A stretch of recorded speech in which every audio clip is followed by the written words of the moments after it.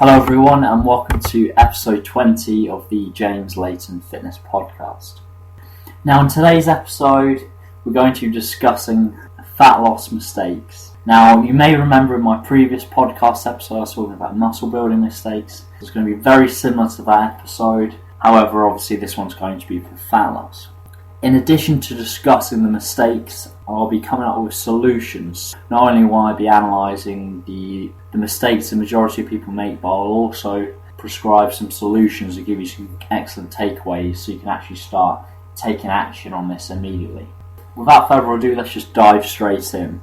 So the number one issue and mistake people make when they're in a fat loss phase is they're not in a energy deficit. So the number one rule of fat loss, law of thermodynamics, is you need to be burning more calories than you're consuming. So this could be via a combination of factors. This could be using more cardio to achieve this, but in addition to that, let's just give a few caveats here. So when I say burning more calories than you're consuming, I'm saying this with the caveat that weight training is still the foundation of your routine.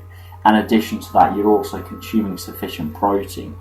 And it's important just so I mention that, because when people say energy deficit, they're thinking about going extremely low calorie, just not really taking into consideration the absolute macronutrients as well. So when I say burning more calories than you're consuming, I'm still saying with the caveat that weight training is your foundation and you're consuming sufficient protein. But yeah, this is one of the biggest issues. Main reason being people don't track their food intake, and this seems a lot more complex. However, using applications like MyFitnessPal make this very simple. However, another little caveat here, do not use the figures that MyFitnessPal sets you. So basically MyFitnessPal's figures on government guidelines, therefore protein is way too low, and they have a tendency to put calories too low as well, purely because they want you to see progress quickly so you can continue using the app. However, that will be short-lived.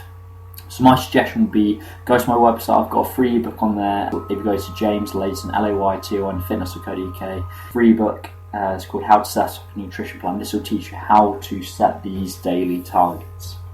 In addition to that, to work out whether you're actually in an energy deficit or not, you need to be actually tracking your progress in the sense of measuring the net change in body weight each week, measuring the net change in body fat percentage if this is available to you, using photos, using girth measurements, using a tape measure, trying to use a combination of all of those tools, not just relying on one over the other, and making an objective decision every week or every other week on whether you're actually making progress or not. And if you're not, then you can then make a change so you can continue making progress.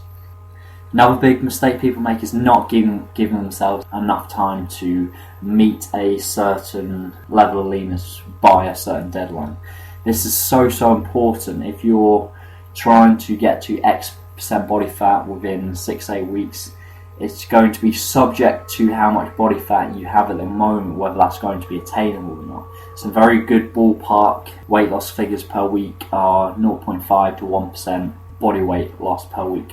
Again, this is with the big caveat we're trying to maintain as much muscle mass as possible during the fat loss phase, hence the figures listed above. Any more than that, we're going to see losses in lean mass. So therefore, the key with fat loss is slow, consistent progress, focusing on trying to maintain that strength in the gym, only tapering calories slowly or adding small amounts of cardio if and when required. It's always subject to progress. Another big mistake people make is a transition to quote-unquote bad routines, doing more higher repetition work. We just need to focus on, with regards to the weight training, that the fundamental principles of what built the muscle should be very similar during the fat loss phase. However, it's important to note there'll be a little bit less volume during the fat loss phase, just because you don't have as many calories to recover from. So volume is sets times reps times load. So essentially it's more than likely going to be less sets within your routine. However, for the most part, the basic look of the routine should be very similar. And I see all too often people transition to these higher rep routines, and just like I said, you need to remember the body is adapting to the stimulus you place upon it. So if you start using significantly lighter loads, your body's going to adapt by essentially losing muscle. Therefore, trying to maintain that as much strength in the gym, keeping rep ranges very similar to what you're using when you're in the muscle building phase, a little bit less volume, is going to help preserve that muscle mass during the fat loss phase. It's a very important point. Another big mistake people make is too much cardio. It's interesting, but cardio is almost pigeonholed for fat loss because people perceive this as you're burning more total calories, which can be true to a point, but we need to look at the bigger picture. We need to make sure that we're maintaining muscle mass. Therefore, weight training should be the foundation of the routine always. Cardio is merely a tool to further energy expenditure. Focus the majority of our attention on the weight training, and then cardio, as I said, is just merely a tool to further energy expenditure if and when required. So I'm not saying that you won't need more cardio, but by putting too much emphasis on that in comparison to the weight training is going to result in subpar results, losses of lean muscle mass. Another big mistake is just going too low on the calories. So as it describes in detail in all of my other podcasts, the key with fat loss is we want to be consuming as many calories as possible while doing minimal cardio and still seeing fat loss progress. And the real reason for this is essentially, or if we consume as many calories as possible in minimal cardio, this is going to help maintain strength and performance within our weight training much better during the fat loss phase.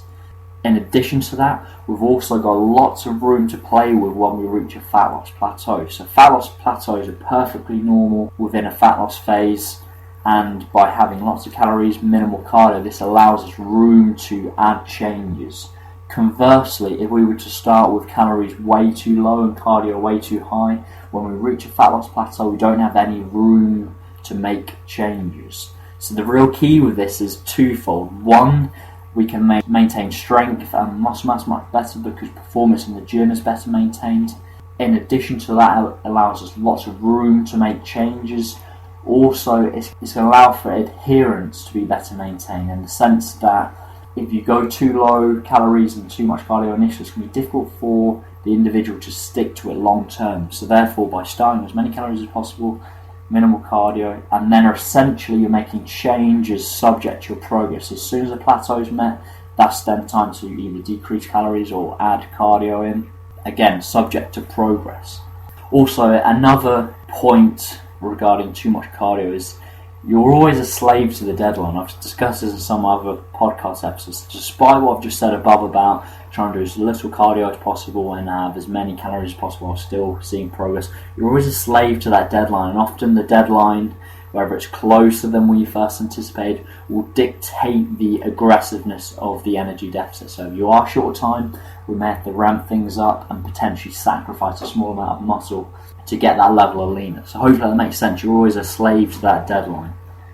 Another big mistake is too low a protein. As I mentioned, during the fat loss phase, protein requirements can be slightly higher than during a fat loss phase just because amino acid oxidation is going to be slightly higher. So therefore, placing protein requirements approximately 2 grams to 3.1 grams per kilogram of body weight is a great place to start. I personally err on the mid to higher end for most individuals.